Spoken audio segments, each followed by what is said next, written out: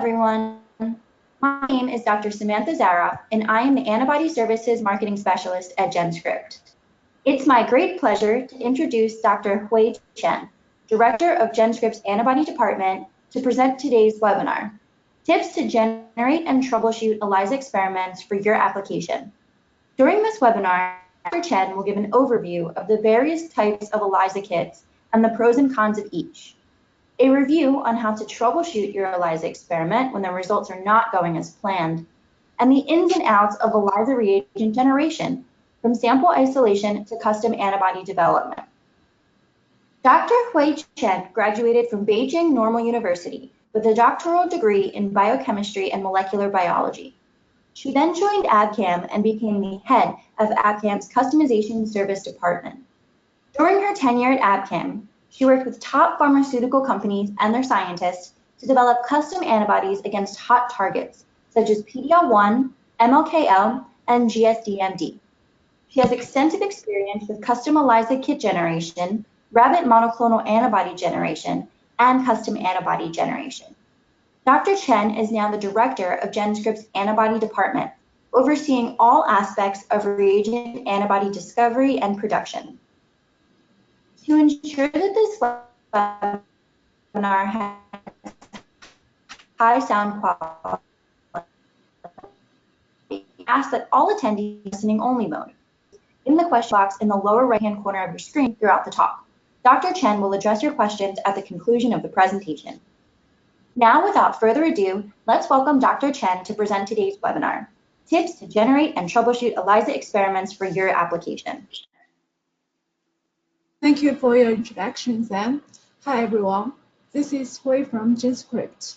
I'm happy to be here to share with you my experience of ELISA assay. Here is the outline of our topic. We will go through the principles and general types of ELISA. Then I will introduce how to generate an ELISA assay and how to troubleshoot ELISA assay. We will also review how GenScript generate ELISA assays for our customers. Some cases will also be shared here. So first of all, I would like to talk a bit about the history of ELISA. Prior to the development of ELISA, the only option for conducting an immunoassay was radioimmunoassay, using radioactively labeled antigens or antibodies. The enzyme-linked immunosorbent assay, ELISA, was first described by Angwell and Pullman in 1972. ELISA is labeled immunoassay, which antigen or antibody is labeled with a reporter enzyme. Reporter enzyme produces a color change when it acts on its specific substrate. Since a single molecule of enzyme can convert many molecules of substrate, the signal generation is highly amplified. Typically, ELISAs are performed using microtiter plates. The assay uses a solid-phase enzyme immunoassay to detect the presence of a ligand, commonly protein, in a liquid sample using antibodies directed against the protein to be measured. ELISA is utilized in research, healthcare, and food safety environments to measure target analytes, such as hormones, antibodies, and protein biomarkers. Besides application in clinical diagnostics, ELISA is used as the exclusive assay method for many research purposes, such as characterization new proteins and developing new drug therapies. The basic ELISA procedure involves plate coating, blocking, washing, and signal generation and measurements. In the most simple form of ELISA, antigens from some sample are attached to a surface. Then a matching antibody is applied over the surface so it can bind to the antigen. Antibody to an enzyme, and in the final step, a substance containing the enzyme substrate is added. The subsequent reaction produces a detectable signal, most commonly a color change. There are many variations on the ELISA, but the principal requirements are constant. Immobilization provides a means of separating bonding partners from unbound molecules in solution, achieved through adsorption or adherence to plastic 96-well plate. Antigen, the bonding partner or target of the antibody, typically the immobilized molecule. Antibody, at least one polyclonal or monoclonal antibody, which specifically recognize the antigen. Detection, some means of signaling to quantify this unbound antigen or antibody. These fundamental elements can be combined to create many formats. The distinguishing characteristic between them is which component is immobilized, how it is recognized, and what is detected. More elaborate assays can be created through combinations of the basic formats. To make things easier, we will outline their most basic form here: indirect ELISA, direct ELISA, sandwich ELISA, and competitive ELISA.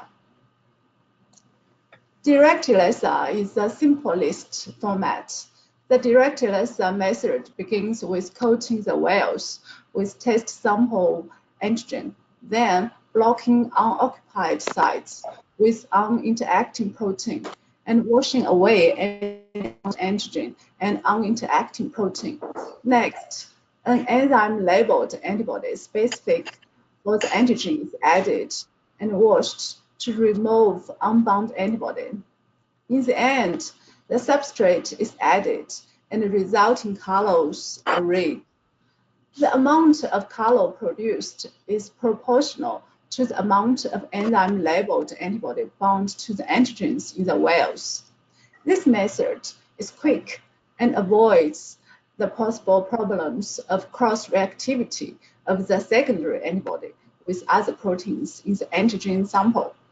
But conjugation of antibody could be costly and it provides less flexibility. Direct refers to the first and only antibody acting as both the antigen recognition molecule and the signal delivery molecule. This contrasts with an indirect ELISA, which separates the detection and signaling tasks between primary and secondary antibodies. So an indirect ELISA detects the plated antigens with an unlabeled antibody, which is then detected with a secondary antibody carrying the means of signaling.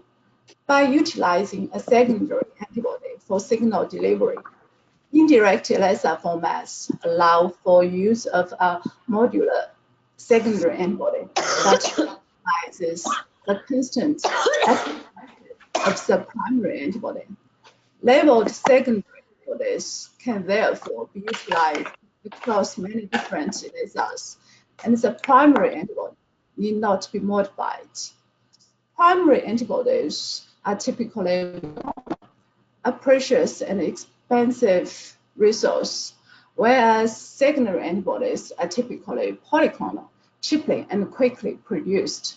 Beyond cost, this combination of monoclonal primary and polyclonal secondary also allows for improved performance via signal amplification. As polyclonal antibodies are comprised of many different clones, each recognizing their own epitope, they can bound multiple sites on the Fc region of the primary antibody. An indirect ELISA may bound 2 to 3 secondary antibodies when a polyclonal secondary is used, and therefore possesses 2 to 3-fold greater signal per each primary antibody. Direct and indirect ELISA methods may be extended to all the variables discussed below.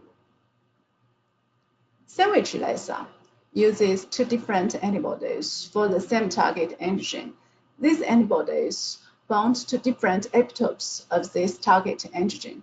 The differentiating feature of a sandwich ELISA is the absorption of a capture antibody.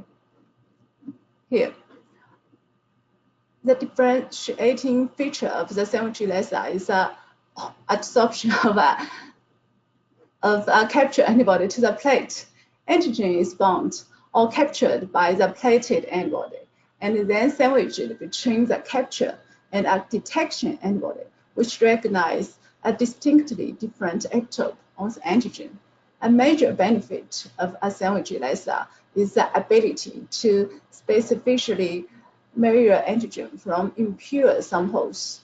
Rather than absorb a pure sample to the plate, capture antibodies provide the assay specificity and decontamination qualities. The opportunity of indirect detection is also available in a sandwich ELISA. The detection antibody will not carry the signal, but rather be targeted by yet a third antibody, which would impart the signal to the assay. Competitive ELISA is similar to a direct ELISA in that antigen can be directly adsorbed to the plate. However, the detecting antibodies are pre-incubated with samples containing unknown amounts of antigen prior to application to the plate. Samples with more antigen will occupy binding sites on the primary antibody, thereby blocking it from binding to plate antigen. Conversely, samples with less antigen will have more antibodies available to bind to the plated antigen and return a higher signal.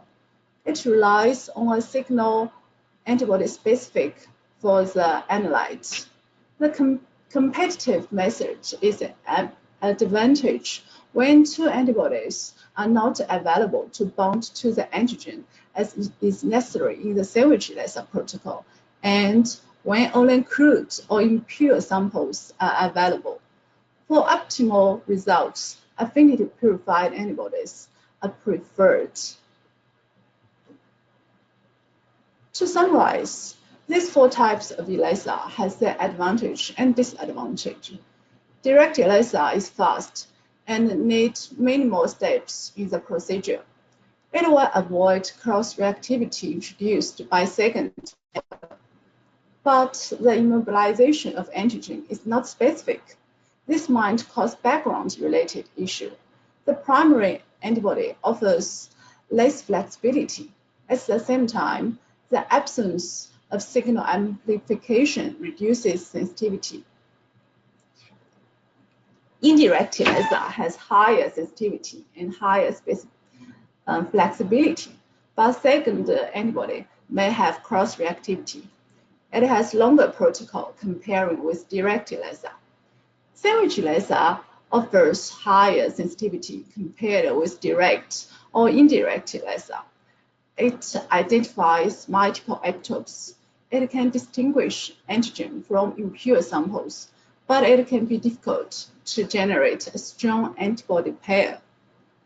The competitive method could quantify antigen in complex samples. It is an advantage when two antibodies are not available to bind to the antigen.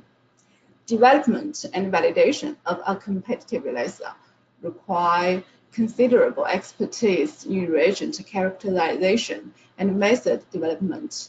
In general, a competitive ELISA is not as sensitive as a sandwich ELISA. It has a narrow working concentration range. The timing of various incubation steps is more critical in the design of a competitive ELISA. Although many in vitro diagnostic companies manufacture reagent kits for research use, they still cannot keep pace of the ever-expanding needs of researchers who are investing new proteins. So sometimes we need to generate an ELISA in-house. How? The ideal ELISA developed in-house should be high sensitivity. The method is capable of bearing the analyte at a sufficiently low concentration for the intended application of the test. High specific. The method has negligible cross-reactivity to molecules structurally similar to the analyte that may be present in the samples. It should be simple. The method is easy to perform and give quick results. The reagent used in the assay are thermostable, and the analytic performance is robust. Then it should be safe. The reagent components used in the method are not harmful and require no specific handling. What are the key steps of ELISA development? The first stage of any design process is the definition of the requirement. And for ELISA, this includes the technical constraints, raw materials, and analytic performance expectations. The requirement must answer the following questions. What is to be measured? What is your analyte? What are the sample matrices? What is the detection limit required? How specific must the ELISA be? What is the measurement range? How accurate must the ELISA be? What is the detection mode? And which plate reader can be used? What are the requirements for stability of the reagents, standards, calibrators, controls, and samples? Based on the answers to the questions above, a prototype ELISA method is first developed to establish the proof of concept, that is, the feasibility of the project. Optimization of the component formulations and protocol steps comes later. So we need to understand our analyte. The analyte is a target that the ELISA needs to detect and in most cases quantify. Common analytes are proteins, including antibodies, hormones, drugs, and other synthetic compounds. It is particularly important to understand the characteristics of analytes in the context of ELISA method development. The characteristics of analytes can be found through literature and patent review. Such information includes structure, molecular weight, antigenicity, solubility, etc. Research the behavior of the analyte in the type of samples under test. For example, in blood, check if the analyte is bound to a carrier protein. Two important considerations for ELISA are the immunogenicity of the analyte, its ability to provoke an antibody response, and the antigenicity, its ability to bind to antibodies. These are two different but related characteristics. This indicates how difficult it will be to acquire or generate suitable antibodies. Understanding the size and the spatial relationship of epitopes on the analyte is very useful in the selection of antibodies and can greatly affect assay performance.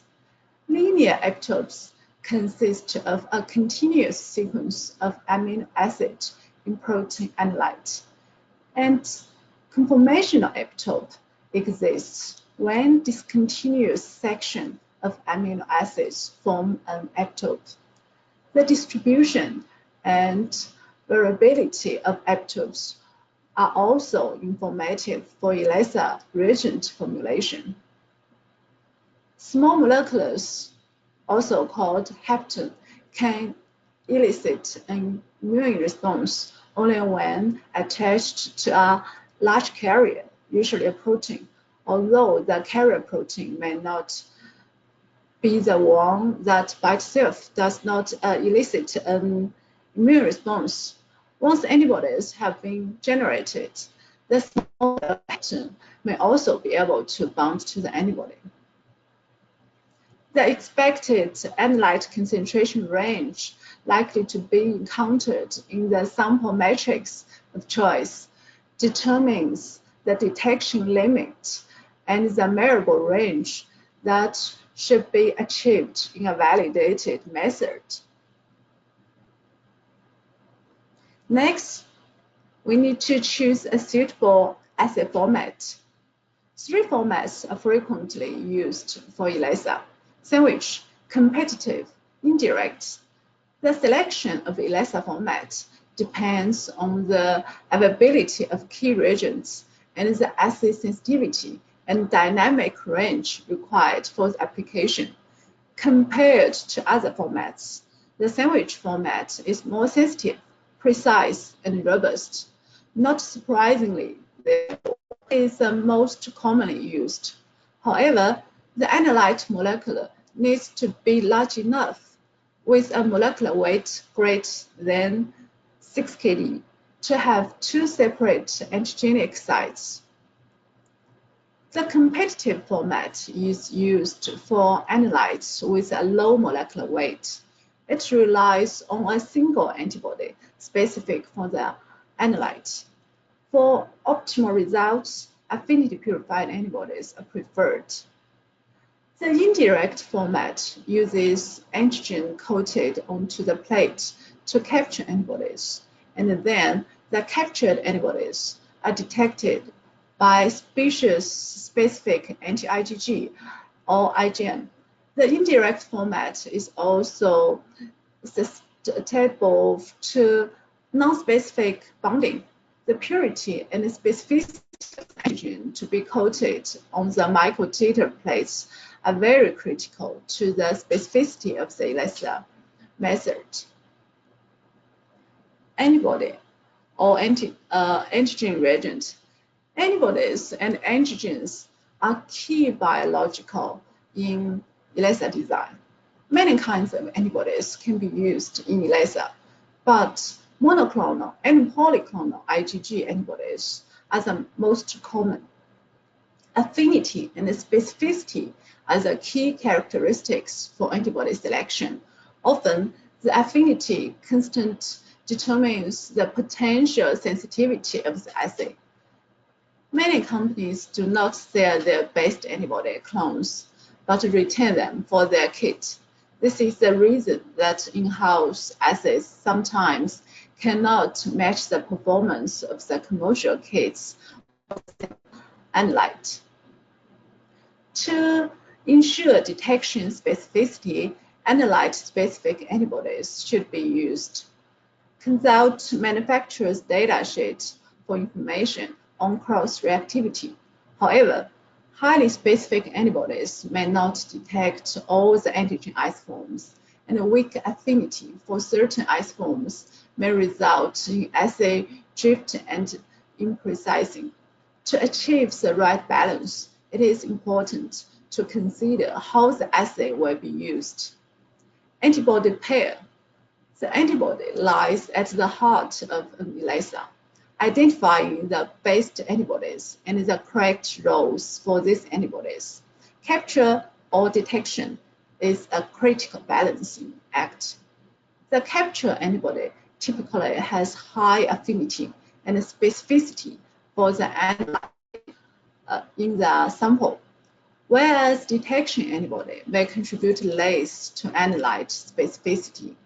As discussed above, the antibody-antigen bonding affinity is usually what determines ELISA sensitivity, and as a result, researchers need to select antibody pairs in order to avoid any potential cross-reaction by structurally related molecules.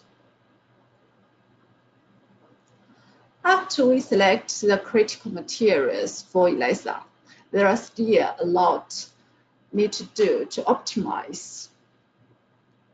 Coating of the antibody or antigen to the surface of the microtiter wells is the first step of ELISA.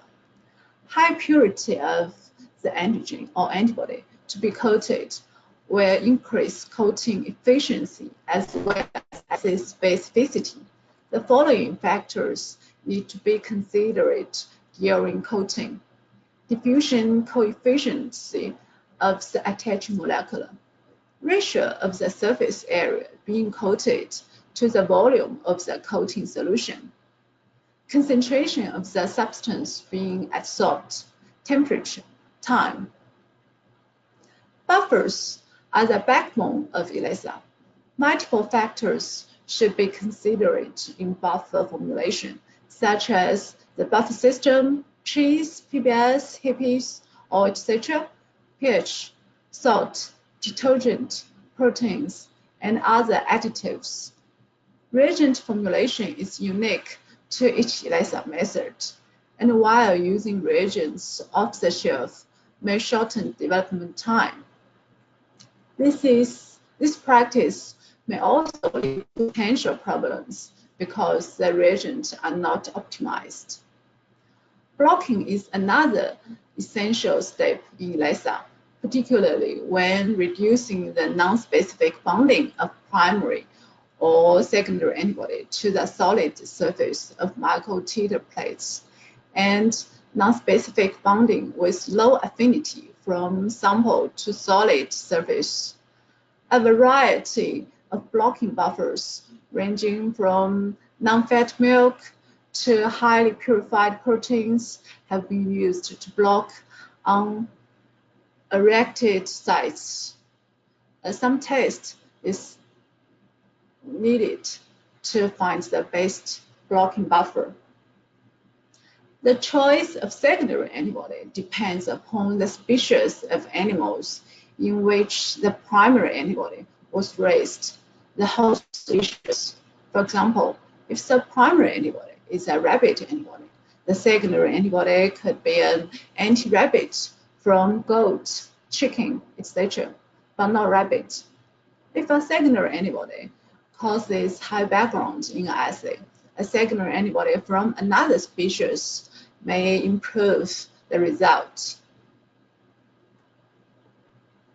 To summarize, the goals in developing an ELISA assay are to achieve the best signal-to-noise ratio for the sensitivity level desired, to be able to measure the antigen or antibody over a dynamic range, to have a robust, reproducible assay for the sample being tested. The ELISA method provides an ideal tool for a wide range of studies in many biological and lab. ELISA technology depends on complexity as well as flexibility in the reagent rather than in instrumentation alone. Therefore, the design of the assay is very important. Selecting key raw materials, optimizing the reagent formulation, and defining the process for constantly making reagents are critical factors for developing ELISA method. Now we will go through the troubleshoot for ELISA assay. Sometimes we have weak or no signals.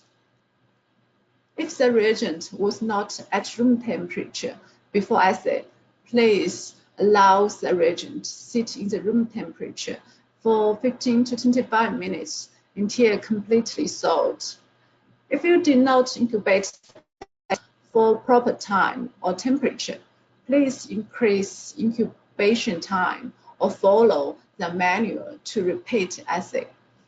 If TMB substrate is contaminated, please use new TMB substrate. If you didn't add proper volume of reagent, please check your pipette to repeat the assay with required volume in the manual.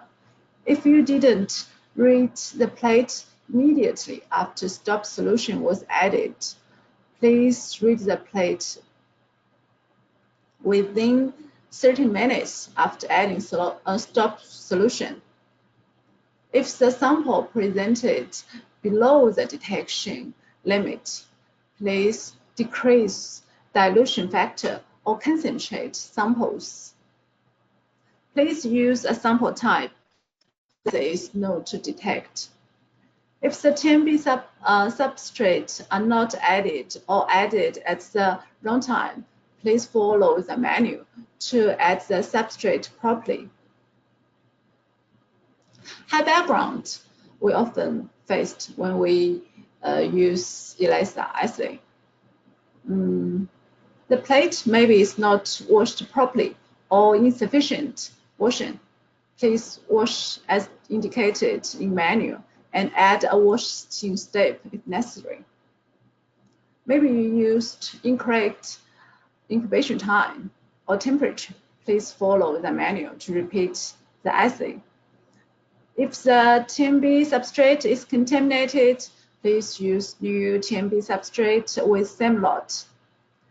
Sometimes there is evaporation of wells during incubations. Please perform incubation steps with plate sealer in repeat assay. If the TMB substrate is exposed to light, please use new TMB substrate. If we have contaminated wash buffer, please change to new batch of buffer. If there is non-specific bonding of antibody, please use suitable blocking buffer or try a different dilution to decrease background. When we have poor precising, what should we do? Check if the wells are not washed or aspirated properly. Please make sure the washing machine works properly and wells are dry after aspiration. If there is something wrong with our pipette, please check pipette calibration and repeat. If the components are used from other lots or sources, never do this. Okay, never use substitute any components from another kit. If the components are not brought to temperature period to assay, please let it stay in the room temperature until it is thawed. The incubation steps are performed at room temperature. Please follow the manual. If you have poor standard curve, it is possible the wells are not washed or aspirated properly. Please check the machine. Make sure everything is going well. If the wells are scratched with pipette tips or washing needles, dispense an aspirate solution into and out with caution. Particulates are found in the samples. Remove any particulates by centrifugation period to the assay. If there is bubbles in the well, please ensure no bubbles are present before reading plates.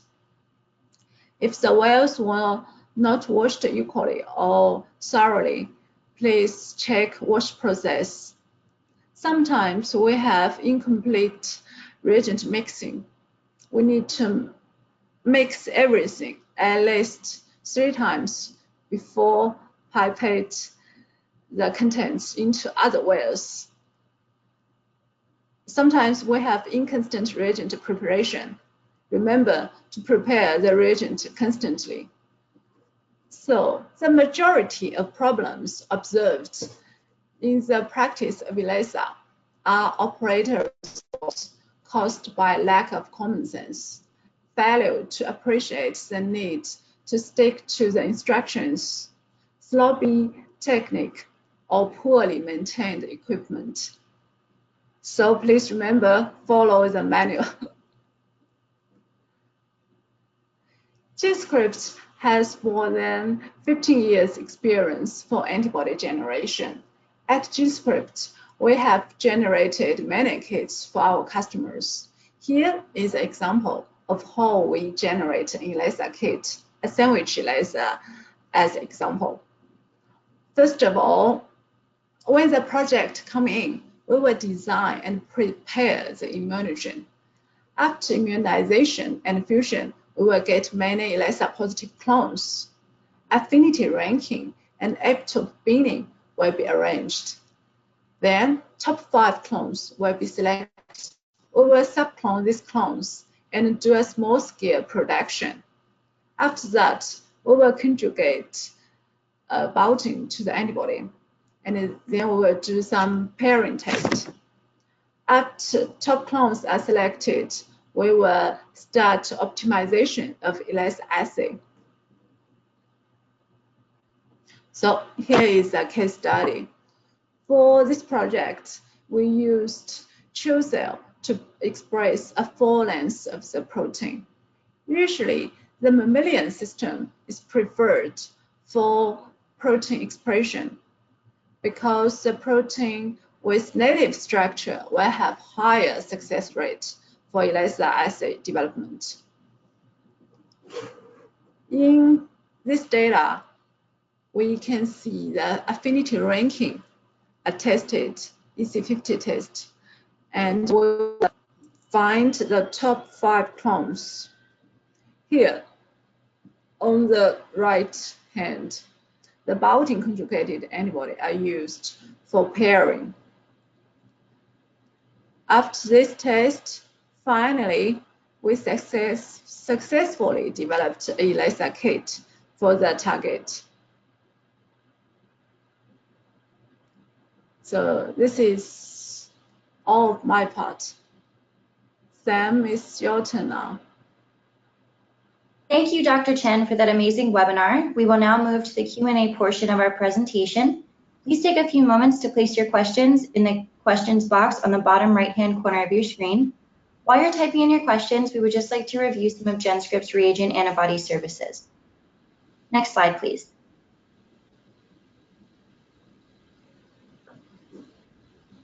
Dr. Chen, if you can, thank you. GenScript offers a wide array of custom antibody services. However, besides our services alone, we offer some amazing advantages to help make your research easy.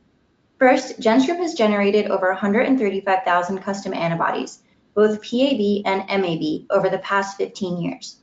In fact, we have generated so many high-quality antibodies that we were even awarded Site AB's award for Most Popular Custom Antibody Supplier of 2018. On top of our experience, our services offer a wide array of patented technologies to increase efficiency of your antibody, a full ALAC, OLA, and ICOG certified by Varium to host all of our animals, and a 24/7 PhD level technical support to act as consultants on each project. Lastly, but most importantly, we offer milestone-based project management consultation and pricing with every custom project. Next slide, please.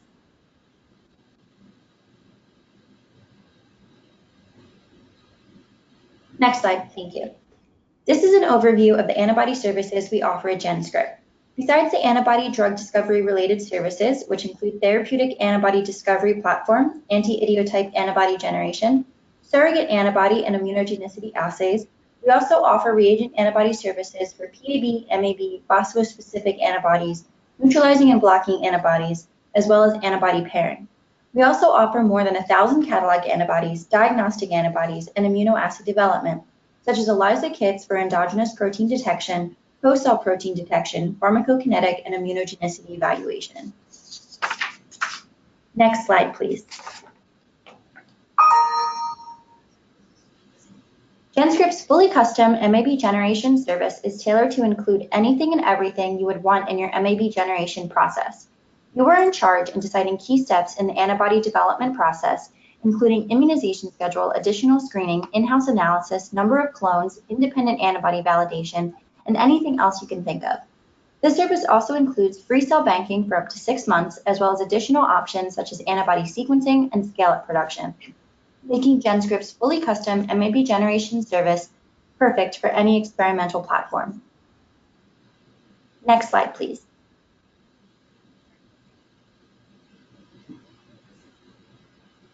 GenScript's exclusive monoREV service generates the highest quality rabbit monoclonal antibodies. Using our proprietary heterohybridoma technology in combination with the rabbit's incredible immune system, as you can see here, we can generate the highest sensitivity and highest specificity MABs on the market. Next slide, please.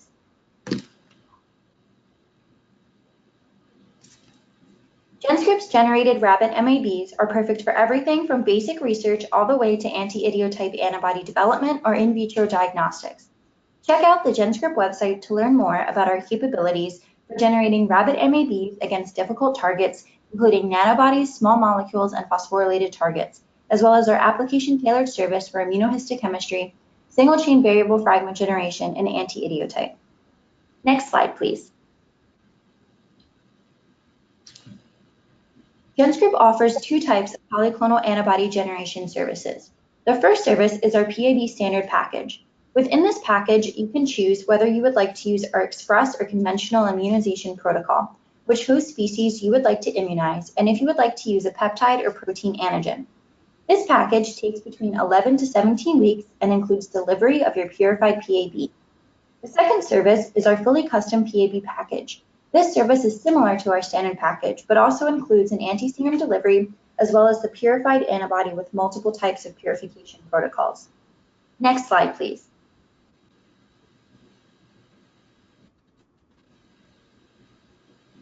GenScript's PolyExpress package also includes immunization with either a protein or peptide antigen. Our peptide antigen service includes immunization with up to 3 peptides, each generating their own PAB against different epitopes. Our protein antigen package includes immunization with a recombinant protein and includes a delivery of up to 2 PABs and 1 meg of purified antigen. All PolyExpress packages are named so because their turnaround time from antigen preparation to PAB delivery takes as little as 45 days. Next slide, please. Okay, everyone. Well, that brings us to the end of our presentation, and now we would like to move to the Q&A session with Dr. Chen. Please continue to type your questions in the question box at the bottom right-hand corner of your screen, and I will read them to Dr. Chen as they come in. Since we're running a little short on time, any questions which we're unable to get to, I promise will be answered by Dr. Chen via email. Dr. Chen, your first question is, what would you say is your preferred go-to ELISA format and why? Well, this is an interesting question. I have to say, it all depends on my needs. In general, sandwich ELISA and indirect ELISA are most used ELISA formats. Sandwich format is more sensitive, precise, and robust. It can distinguish antigen from impure samples, but it can be difficult to generate an antibody pair in which recognize different epitopes. To be honest, sandwich format is the most used one during my career. Thank you. Your next question says, to me, it seems that competitive ELISAs are much more complicated than other formats. Could you comment on why someone would prefer a competitive ELISA? Well, you're right. Development and validation of a competitive ELISA requires considerable expertise in reagent characterization and method development. But competitive ELISA does have its advantage. The competitive format could be used for analytes with a low molecular weight, which two antibodies could not bind to the same target. It relies on a single antibody specific for the analyte, while sandwich ELISA requires one pair of antibodies. When only crude or impure samples are available, competitive ELISA works for it. Thank you. Our next question says, when making an ELISA, what kind of differences in setup are there between a small peptide versus a large protein? This is a good question. The analyte will decide which ELISA format we will use. If we just need to detect the peptide or protein, then direct ELISA or indirect ELISA is fine. But if we need to quantify the target, I think sandwich ELISA or competitive ELISA is needed. A large protein usually have more than 2 epitopes, so we could generate one pair of antibodies. When one antibody binds to the protein, it should not affect the bond of another antibody to the protein. The epitopes of an antibody usually contains 6 to 8 amino acids, so it will be a bit hard to find one pair of antibody for a small peptide. In this case, competitive ELISA maybe is better for a small peptide. Thank you, Dr. Chen. That makes a lot of sense. So our next question says, I have been working to create an ELISA for a phosphorylated protein, but my PI keeps saying that I keep missing the protein in its phosphorylated state. Can you give me any advice on how not to make sure I don't dephosphorylate or miss the phosphorylated form of my protein during the ELISA process? I have to say you have a hard task. The concern from your PI is reasonable. Here I have two suggestions for you. First, it is important to add protease inhibitors when prepare ELISAs to protect your phosphorylated state. Second, use fresh samples in your test. Start test ELISA is ready. Then good luck. Thank you, Dr. Chen. Unfortunately, it is almost 10 o'clock, and because of that, we are out of time. I would like to thank all of you for listening into this webinar and remind you that any questions we didn't get to, we will answer via email. We'd also like to thank Dr. Chen for presenting this amazingly informative webinar. Thank you, everyone. We hope you have a great day.